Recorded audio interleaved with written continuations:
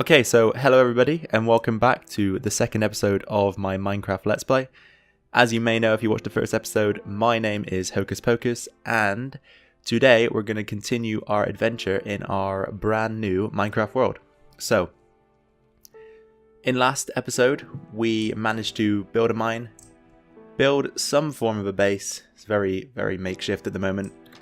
We got this small wooden walkway towards our base to get ourselves from having to swim through the water, and we've also set up this makeshift tree farm. So at the moment things aren't looking too bad, but obviously we're going to need to make progress quickly if we want to take this Let's Play anywhere. So I think what we'll do in today's episode is get a farm up and running outside of our house for a renewable food source, and once we've completed that we'll have a think about what we will decide to do next. I think at the moment a food farm is very important because, as you can see, we have sheep here, we have some pigs here, we have some horses here. So there are a lot of animals that spawn in the plains biome. We also want to be farming these, so as soon as we have the food set up and we're making more food than we require for ourselves, we should be able to start feeding some of these animals in the plains and harvesting them for their food. So without further ado, I'm going to go off camera, collect some seeds for our farm, and once I have those seeds, I'll join you again and we'll get this farm up and running. Alright guys, so I'm back, and as you can see in my hand, I've now gathered some seeds. So currently we have 16 seeds. That should be enough to get ourselves a small farm going out here. And as I say with most things in the series so far, it's going to be makeshift. We're probably going to end up removing it and building an actual farm somewhere else inside of our base once we get to that stage. But for now this will do, because we do need a renewable food source. So before I start building the farm, there's a couple of things we need to craft. First of all, we need a hoe. So I'll make a stone hoe, not too fussy on what material I use for that. We also need a bucket to transfer the water. So now that we have our tools, let's grab some water from here. Not from here, we'll use the actual source. And then we will create ourselves a small farm. So usually what I do is I will dig a single hole out, fill the hole with water, and then from there I'll dig 1, 2, 3, 4 out. Sorry, not dig, I will hoe 1, 2, 3, 4, 1, 2, 3, 4, 1, 2, 3, 4, and then just fill in the gaps between the lines. So this should leave us enough room to create a suitable farm for now, as I say, and it should also generate enough food for us to be able to feed some of the animals in the plains biome. I'm also going to leave this torch where it is because lighting up the crops at night will help them to grow, so I will not be removing that torch right now. I will just leave it to sit in the middle of the farm, as this is only a makeshift farm, so I don't really want to go too far ahead of myself here. Right, so now that we have the soil tilled, let's just plant some of the crops. So here we go. We actually managed to pick up an extra seed from that grass that we destroyed there. So that's 17 seeds planted. That should be more than enough for now. And obviously once these grow, they will give us back some extra seeds, which we can then plant elsewhere in the field in order for us to grow more food. So now that we have our farm up together, we have to think about what else we're going to do in this episode. So I did have a few ideas. Firstly, I think we should now start to think about farming some sugarcane for our enchanting setup. As you know, you need books for that, and books require paper. Sugarcane is used to create paper. I think if I can find some sugarcane around here, I will quickly set up a sugarcane farm also, as it wouldn't take too long. So actually, I think that's a very good idea. What I'll do is I'll go find some sugarcane off camera, as I did with the seeds, and once I found it, I'll be back again. So catch you in a second, guys. Alright, so I've gone out and found myself some sugarcane. As you can see, I've got 5 now in my inventory, which should be enough for right now. What I'm going to do is I'm going to pick up some water from here once again. I think for now I'll just fill in some water here in this little gap. I mean, ideally you'd want to do a straight line, place water sources all along the straight line, and then plant the sugarcane at the side of the straight line of water. But in this case, we don't really have enough dirt to fill in this hole, and I want the farm to be relatively close to our base. So for now, we'll fill in this hole with water and just place some of our sugarcane around the edge of it. I mean, we are still a way off of enchanting slightly, so this will do for now, as we're not going to be setting up our enchanting station anytime soon. Alright, so now that we have our 2 farms, we have our wheat farm here and our sugarcane farm here, I think it's time for us to move on. So just to quickly update you, since the last time we spoke, I did a quick run through, cut down some of the trees just for a few extra pieces of wood, and replanted those. So as you can see, the saplings of the trees I took down. I did grab a few logs off of this tree as well, but since it's so tall, I couldn't really be bothered to cut it down, so I left it as it was. Right, so now that we have our 2 farms in place, let me quickly clean my inventory. So I'll place the bucket and the sapling in the chest. As you can see, this is all of our stuff. We haven't really organized anything very well right now. We've got all of our mining supplies, all of our materials, all of our food, all in one chest. And I'm actually going to grab those apples as I see them. I also smelted up some of our iron. So we now have a total of 57 iron. And on that note, I think I might craft some armor actually, just to make us a bit more sturdy in battle. So here we go. Let's create some boots. Let's create the leggings, the chest plate.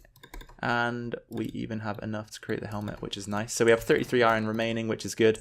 And now we have a full set of armor. So we shouldn't really be we shouldn't be in too much trouble facing enemies at the moment.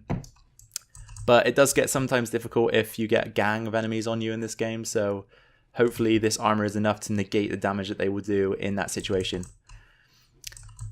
Right, so we're in a pretty good place at the moment.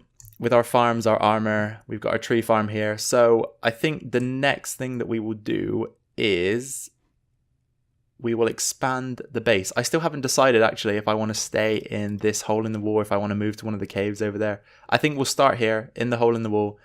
And if we do want to move to the cave system that I've seen, I think it's just off to the side here. Okay, yeah, so it's just around this corner. There's a small cave system with a few entrances. I want to check it out in the future, see how big it really is, because if it is quite expansive, maybe we'll make our way from here towards the cave system, link it up, and sort of follow the caves. And that way our base won't look so uniform, because right now it's quite square, and it will probably stay this way if I'm digging it out myself. So I'll make some expansions on the base. Once I've done that, I'll come back to you and check up. Okay, see you in a sec. Okay, welcome back guys, and as you can see straight away, things have changed around the base. So firstly, we patched up the water that was out here and removed the wooden walkway, replaced it with dirt. We'll eventually get around to replacing this with dirt as well, but for now I didn't have enough to complete the job.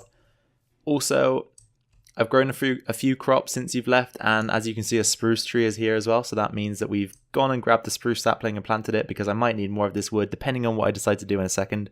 So let's head inside and take a look. Nothing much has changed inside, just expanded it.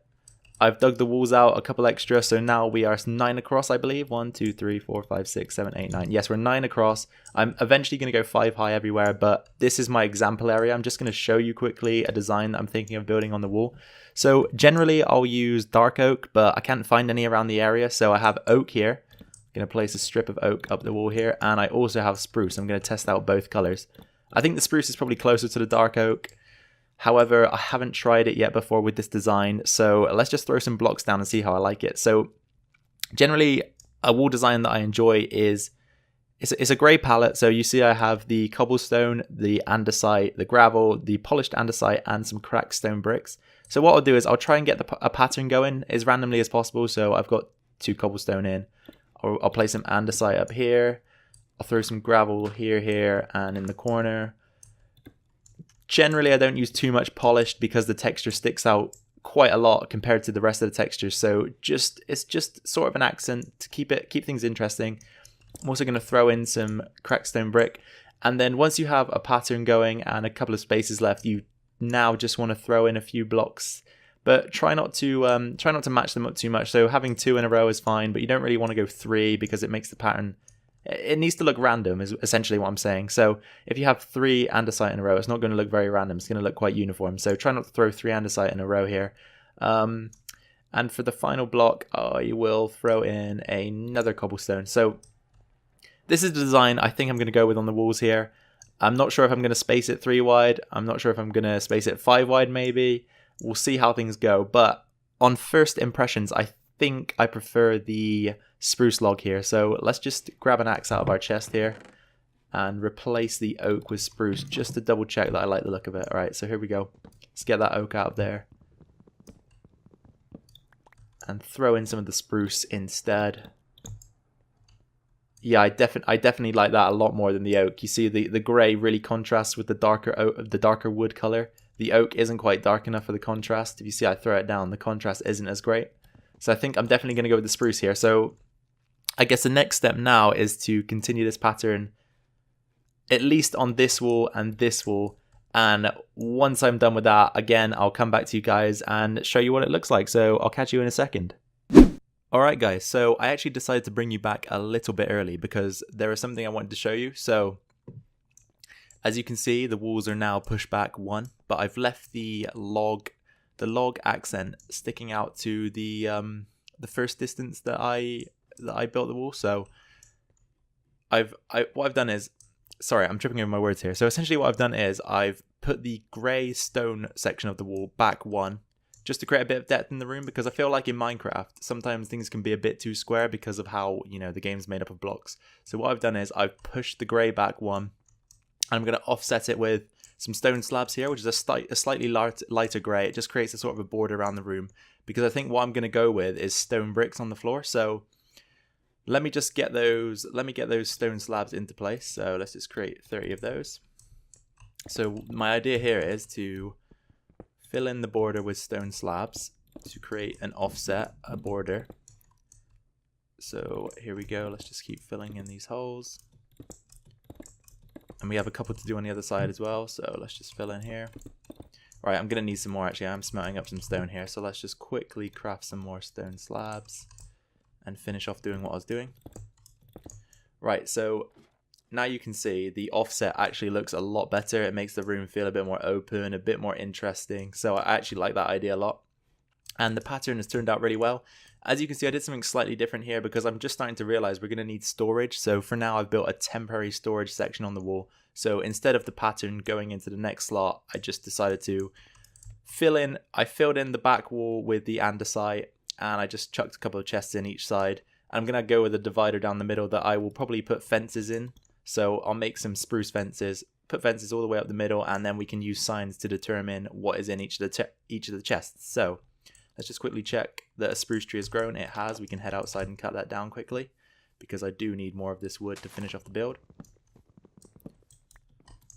And whilst we're cutting these trees down, I just wanted to say thank you very much to the commenters on the last episode. I was actually very surprised. I got some comments and some likes. I didn't actually think this video was going to make it very far or wide, so thank you very much for that. It's very motivating, and makes me excited to make more episodes. So if you could keep that up, that'd be great. Right, so now we have our extra wood that we require for our build. Let's just quickly put that into our hotbar. Whoops, wrong way. Okay, so there we go. Let's finish off that section. Right, we also need some fences, as I said, for this part. So let's create the sticks out of the oak, because we have a lot of that. And then let's create some spruce planks. And I forget how you make fences. Is it like this? No, that's a fence gate. So I guess the sticks go in the middle, right? There we go. So I'm gonna need 5, I think. So I'll make 6. 1, 2, 3, 4, 5. Okay, so this is the divide between the chests. As I said, I'll probably place signs in the middle here just to determine what is in the right chest, what is in the left chest, and we're literally just going to dump all of our junk in there. As you can see, we've got a lot of junk, and this is just temporary right now, so I'm going to use this until I've created an actual storage area. But I think for now it will work. There's quite a lot of space there. It's 2, 4, 6, 8, 10 double chests. So yeah, we do have a lot of storage space right there. Shouldn't run out anytime soon. Right, so that is actually the 2 walls I mentioned completed. So on this side we have just the regular grey texture that we use for the wall, and on the other side we have one section of the grey texture and one section of chests. So now that we've completed both of those walls, I think we'll leave the building of the base for today, and maybe between episodes I could clean it up, or in the next episode maybe I can work on the floors and the back wall a little bit. But I do feel like this room is a little bit open, so I'm going to have to think of things that we're going to place in the middle of the room. Maybe we could just make the mine a little bit more open. Maybe dig it all the way down and put some glass in, something along those lines, just to spruce the room up a little bit, because it does look a bit bare and a bit open. So I think just to round this episode off, I'm gonna go on one more mining trip down the mine to see what we can get, because the iron obviously is a very useful material early on in the game, and I think if we can get a bit more of that, then we'll be in a very good position with our 12 diamonds. So I will head down the mine right now, do some digging. I might put it into a time lapse again, depends, or I might just come back. Yeah, I'll come back afterwards. Actually, I'll come back afterwards. I don't want to put too many time lapses into my video. So what I'll do is I'll head down the mine, do another mining session, and then once I'm done, I'll show you guys the rewards, and we can think about what we will do after that. So once again, I'll catch you in a second. Okay, so welcome back for the last time for this episode, guys. I've just finished with the mining session. Let's take a look at my inventory. So as you can see, we got 2 stacks of coal and 42. We picked up another 8 diamonds, which is amazing. We got another 3 stacks of redstone and 54. We've got a stack of iron and 26. Again, that's really nice. We've got 4 gold ore, pretty negligible. 11 lapis, again, pretty negligible. 1 emerald, also negligible. So not many here, but the rest of the materials that we mined out, we got quite a good amount of, and also some extra building materials for the house and the surroundings. So all in all, another very, very, very successful mining trip. So again, guys, I just want to say thank you for the comments on the last episode, the likes. I think I gained a couple of extra subscribers as well from that video, so I really, really hope you're liking the content. I'm trying my best to produce quality videos for you, and if you want to make any suggestions, put them down in the comments below. I'm looking for different games to play. At the moment, I'm thinking Factorio, so if you're into Factorio, maybe post that in the comments below, and that will spur me on to make some recordings of that game also. So that's where I'm going to wrap it up for this episode, guys. Thank you very much for watching. Subscribe if you're new, hit that bell notification button to be notified of my next episode. And for now, take care, and I'll catch you in the next episode. Bye bye.